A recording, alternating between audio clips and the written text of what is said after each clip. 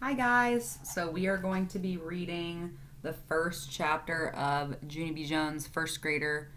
This one is Jingle Bells, Batman Smells, P.S. So Does May. If you remember from our last book, May is the other girl in her class that Junie B. does not get along with. So let's see what happens. This chapter is called Peace and Goodwill, and it starts with a picture of Junie B sitting at her desk, and it's all decorated in candy canes for Christmas. So chapter 1, Tuesday. Dear first grade journal. Yay, yay, yay, hooray! Today is the last week before winter break. Winter break is the school word for I gotta get out of this place, I tell ya. 'Cause Blabbermouth May is driving me crazy. She is tattletaling on me every day almost. That's how come yesterday I chased her down on the playground and I threw grass on her head. It was very fun, except I hope Santa did not see me do that. That guy watches me like a hawk this time of year. From Junie B, first grader. P.S. Hey, wait, I almost forgot to tell you. Today, all the first grades are going to sing holiday songs together. That will be a hoot. I tell ya, because... And just then, I quick stopped writing because I couldn't believe my eyeballs. That Snoopy head May was stretching her neck across the aisle, and she was reading my journal page, and I slammed my book shut speedy fast. This is none of your beeswax, sister, I said. But May was already jumping out of her chair. Mr. Scary, she hollered. Real loud. Junie B. Jones wrote a bad name about me in her journal. She wrote that I am a bladdermouth. A bladder is not a nice word. And I rolled my eyes at that dumb comment. It's not bladdermouth, it's blabbermouth, May, I said. Blabbermouth is spelled with B's and not D's. Mr. Scary stood up at his desk. Girls, please, he said.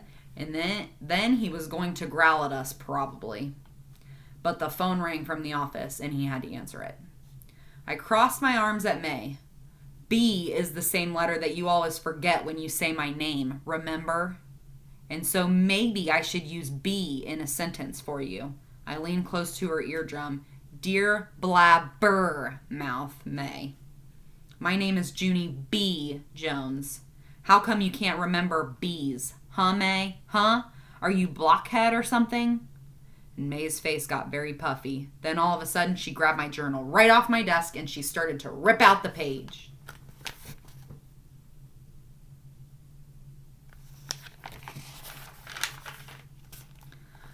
I tried to grab it back from her, but May would not let go of that thing. And so me and her got into a tuggle, and I pulled real hard, and then May pulled harder, and oomph! I pulled and pulled with all my might, and me and my journal went flying back into my seat. I hugged my book all safe and sound, but something did not feel right. I looked down.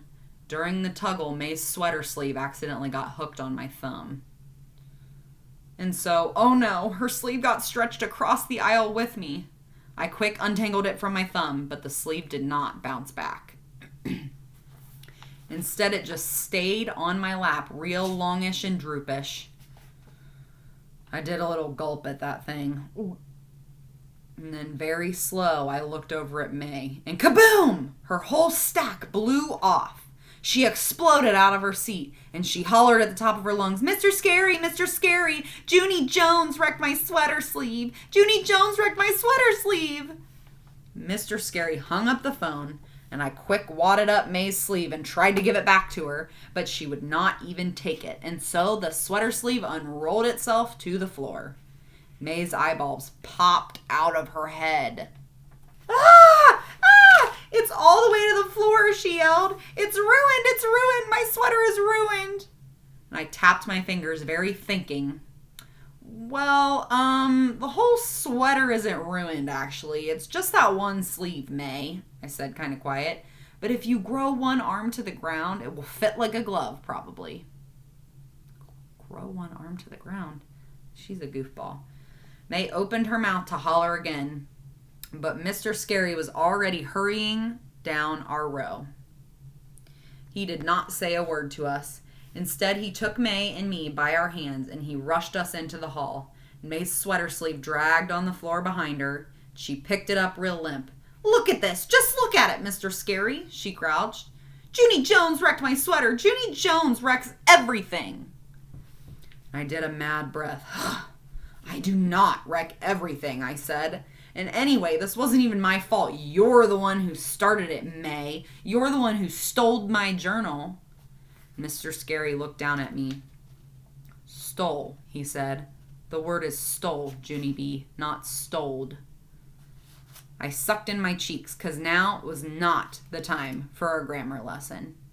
"Fine, she stole my journal," I said. "She just grabbed it right off my desk and tried to rip a page out."